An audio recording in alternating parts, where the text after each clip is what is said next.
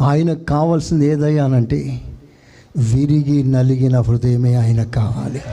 స్తోత్రం చెప్పండి గట్టిగా, హల్లెలూయా. నేల విరగాలి, పంటనివ్వాలి. రొట్టె విరగాలి, ప్రజల ఆకలి తీరాలి.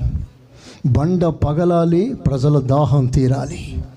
కుండ పగిలితే వెలుగు బయటికి రావాలి, శత్రుపై విజయం రావాలి. మేఘము విరగాలి, వర్షము కురవాలి. ఇంకో శ్రేష్టమైన మాట చెప్పాలంటే, అన్నిటికంటే ప్రధానమైంది, నీవు దేవునికి ఒక నివాసంగా మారాలంటే నువ్వు ఉన్న పాటున భక్తిగా ఉంటే కుదరదు. అందుకే నీలో తన నివాసం కల్పించుకోవటానికి నీ జీవితాన్ని విరిచి నలిపి ఆ మీదట దేవుడు ఆశీర్వదిస్తాడు. విరిగి నలిగిన హృదయమే దేవునికి చెప్పండి.